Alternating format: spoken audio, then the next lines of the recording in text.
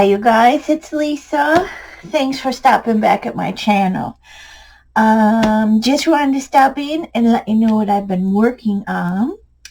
I would love to be able to show you my big portrait, my big picture, my drawing from my class with Jenny Grant, but unfortunately my travel plans got delayed from the airport to Chicago.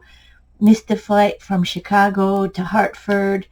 It just wasn't going to happen. If I would have taken their route to get to Hartford, I would have been there on Saturday afternoon, would have totally missed day one.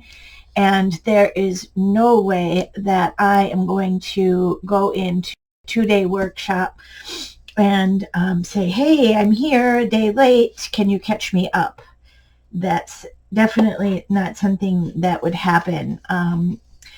I teach classes in person, and a 2-day workshop is very, very important. The class workshop cost me $400. You know, I'm not going to be getting that money back, unfortunately, and I can't blame her for not doing a refund because, you know, she couldn't get anyone to take my spot. So long story short, I've been creating at home. I've been trying to not worry about the disappointment and just stay focused on what I can do. And I will work on a real nice face portrait this weekend and see what comes of that. She was nice enough to give me an online class for free, and I have watched it. It's a wonderful class. So that was very, very nice of her. And yes, the trip never happened. It was very unfortunate, but nothing I could do about it. There was mechanical issues with the plane and all sorts of things. But here's just to jump in on what I have been working on. I've been working on contour drawing and just looking at things and drawing them, sketching them, scribbling them, and I really, really like this style. I'm really getting into it. It's very, very relaxing. Here's a few things that I did. This one I just had picked some flowers and I put them on my desk and drew those. Sketchy, straight lines, scribbles, working with watercolor and painting them in. I really, really like it. I made a pumpkin for my girlfriend for little hostess gift, filled it with flowers from my garden, and it was sitting on the counter waiting to go to her house. And I thought, hey, I should just go ahead and draw this. So I did, and I'm working on painting these items in. So I'm looking at all different things for inspiration for working on these flowers. Here's another one I did with mushrooms. Still working on this, of course, mushrooms and dragonflies. And here's the box that was sitting on my desk. And I just started drawing, and I like how it turned out. I'm going to do mine in red topped mushrooms. I think those are super adorable. So look around for any type of inspiration to get you drawing if that's something you might be interested in. Also, I started in a little journal here. This I had taken on my trip, and I was hoping to do it in my spare time, and I found it very, very relaxing, and I'm doing it just as I'm watching TV in the evening, just working on this square journal, watercolor paper, and I put in a few just pieces of random scrap paper just to give it a little interest. But I've been just going in here and drawing different flowers, and this one was a strawberry. It didn't turn out very well, but if I don't like it, I can just take a piece of pattern paper and go right over the top. You know, no one will be the wiser that that's not there, and that I probably will do that, and I'll give it another try on a different page in my book. And if you need inspiration to draw flowers like this, real sketchy and scribbly, I'm really liking it. I just went to a library sale this last weekend, and I stumbled across a book on wildflowers, and these are great. You know, you just sit and pick one out and see how it's going to turn out. This is a great book, Peterson's Guide to Wildflowers. So that's a great book and something that you can work on to keep that inspiration flowing. I really have been liking doing these line sketches and then filling in with watercolor. So I really like that. One other thing I'm doing right now is I'm working on a journal to send in to Somerset Studio or Stampington and Company, and I'm working on this treasure tin that has this wonderful dragonfly, and inside of this treasure tin I've created a journal made out of this really cool watercolor paper, and I just started doing one page at a time. So this was my first page, and it may not be the first page of this book, but it just gives the recipient a spot to write or journal in the little art journal. And you can see I put a little bit of this sketchy drawing in here, and I painted with gouache because I needed it to be more of a coverage than the watercolor. So I'm pulling this technique into my art journaling practice, and I really like how things like that go together. I'm going to show you one more thing. So this journal will go in here. It will be sewn up on the edge, so it's a complete book. And hopefully that will get published in the magazine. We'll see if they like that. One other thing I wanted to do with you today, just a couple of minutes, is I'm going to swatch some metallic inks and paints with you. And I thought maybe that would be our little exercise that we could do today. So I'm going to get set up for that, and I'll be right back. So stay tuned.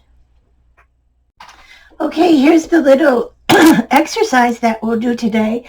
When I do color challenges from the color cube, I'd like to put a little bit of metallic mark making on the pieces. So I dug out my metallics that I have, anything that I had that was kind of metallic. These are the ones I have. I have some Tim Holtz Distress Stain, and I have some acrylic ink by Liquitex. And what I wanted to do is just kind of swatch these out so that I knew what I had when I wanted to put that mark making down. So I thought we'd do it together. I have a quill brush, a quill pen, I believe it's called. It has a metal tip on here. I know I had several other metal tips for this brush, but I can't find it right now, or pen, excuse me. So we're just going to do with what we have. And let's start with these distress stains. This one's tarnished brass, and I'm not really 100% sure how I'm going to get this to work. So I thought we'd do it together.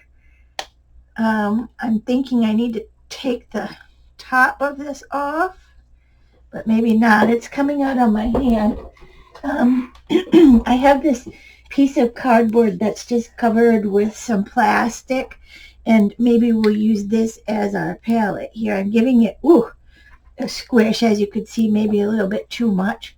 I'll wipe that off with my rag. And let's see how this quill pen works here. I'll sneak these back a little bit. And this one again is tarnished brass. That's not bad. I've got a ton of paint out here, So you know what I will do with that paint. I'm not going to waste it.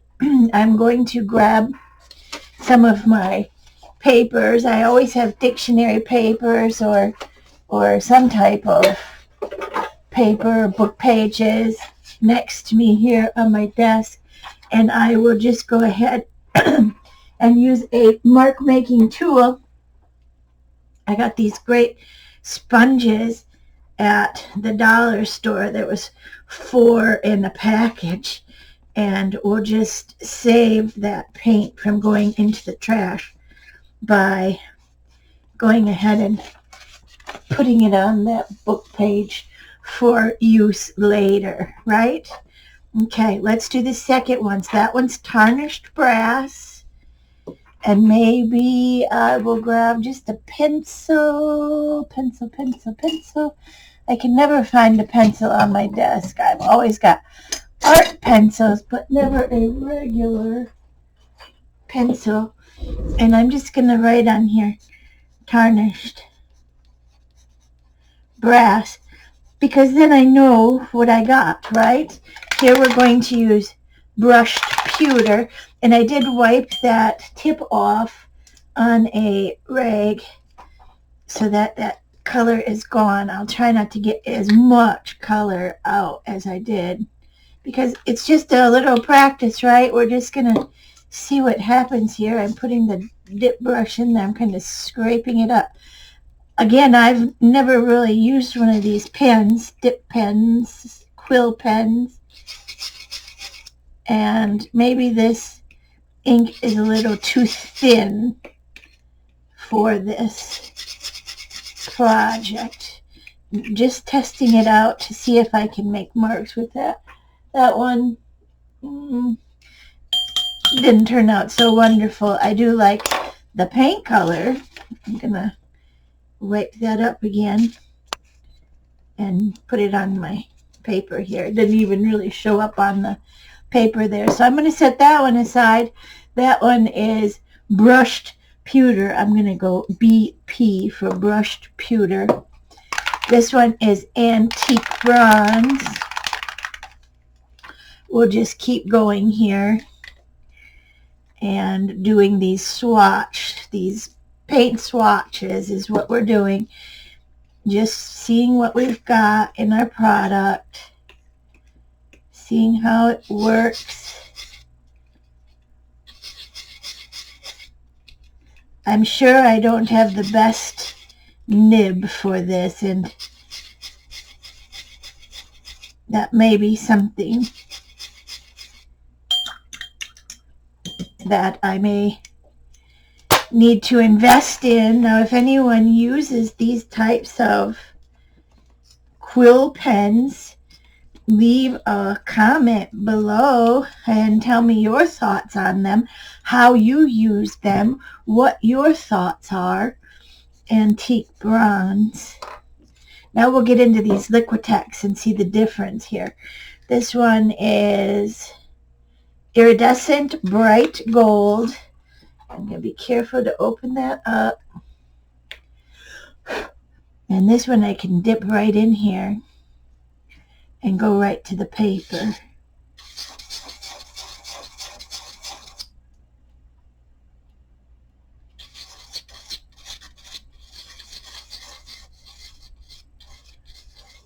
Again, I'm thinking I need a better brush for this, but it's what I have. It's been on my desk for months and months. This one is iridescent bright gold. It is a bright gold. You can see it there at the bottom. I will use my mark making tool, get rid of this little bit. They're very transparent is what I'm seeing. There's another one. This one is called iridescent rich copper.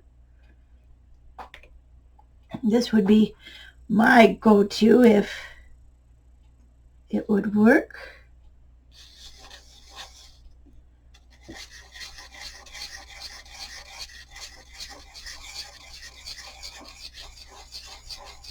I see if I hold it more up and down,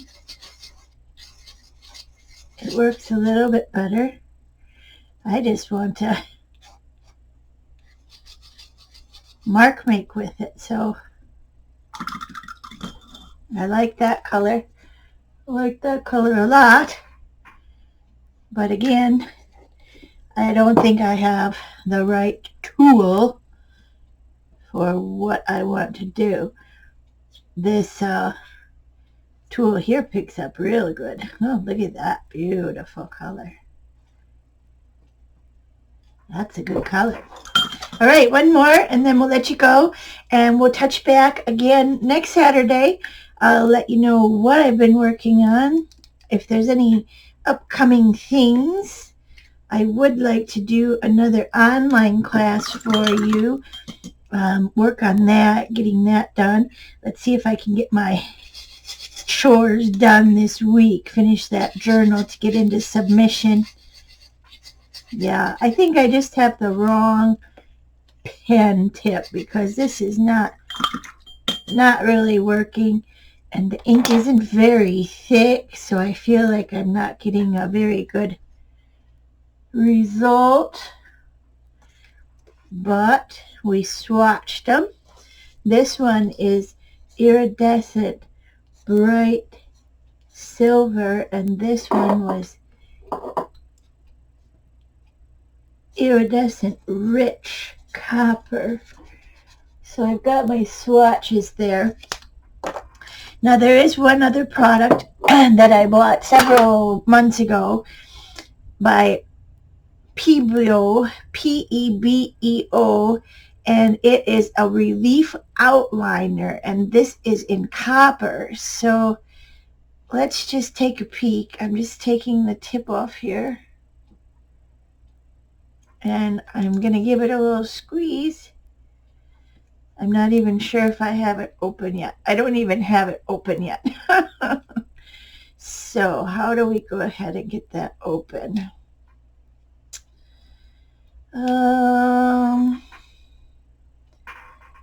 There we go. We'll use this palette knife. Give it just a little poke. I'm probably going to have it all over. That's not working. Yeah, I didn't know what to do here. We'll just use this. This is a... Oh, I was right. I'm going to have it all over. Oh well, we'll have some good mark making, won't we? But I got it open. I'm going to use my palette and just get this paint here so I have it. Now that's mark making right there, isn't it? Yeah, that's kind of cool. I'll put the tip back on and get our paper back, our swatch. Give it a squeeze. Whoa, did you see that come out? That really came out. But there we go. There's some mark making for me. I like that. Yep. And with the tip, put my cover back on, and I'll zoom up here for you. Pebeo, P-E-B-E-O, and copper. All right. Well, we did some testing out. You heard about my trip, which didn't happen, and you saw what I'm working on. So leave a comment. Let me know you're watching these videos and that you want to see me next week, and I will come back if that is what we think we want to do. I don't want to waste your time, and I don't want to waste my time. Have a great week, and we'll talk to you again soon. Thanks. Bye.